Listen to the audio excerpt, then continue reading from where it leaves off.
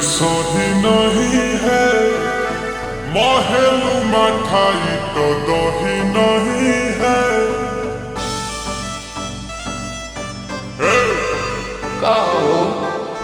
लागे मिजाज आज सही नहीं है, महलू मठाई तो दही नहीं है। पानी में चीनी जैसे घोले राजा जी, घोले राजा जी। पानी में चीनी जैसे घोले राजा जी, घोले राजा जी। कमरिया गोले गोले, कमरिया गोले गोले, कमरिया गोले गोले गोले गोले गोले राजा जी। कमरिया गोले गोले गोले गोले गोले राजा जी। कमरिया गोले गोले गोले गोले गोले रानी जी। कमरिया गोले गोले गोले गोले गोले रानी जी।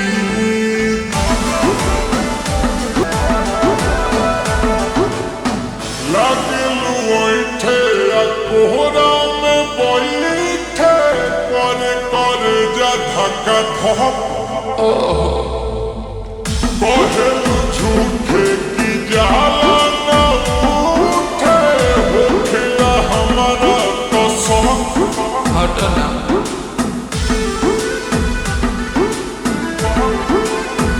सुनो ना ये जी सैया, दवा रे जी सैया। फटाफट ला दो जाते ओ मेरे जी सैया। बात तू मीठी मीठी बोले राजा जी, बोले राजा जी। बात तू मीठी मीठी बोले राजा जी, बोले राजा जी। कमरिया गोले गोले, कमरिया गोले गोले, कमरिया गोले गोले गोले गोले गोले राजा जी। कमरिया गोले गोले गोले गोले गोले राजा जी। कमरिया गोले गोले गोले गोले गोले रानी जी। कमरिया गोले गोले गोले गोले गोले रानी जी।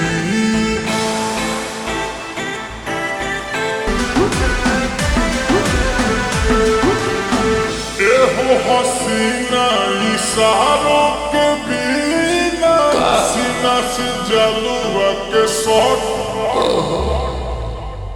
भोला रानी गौरव जवानी, पानी पिए गटा घोट। तनाबी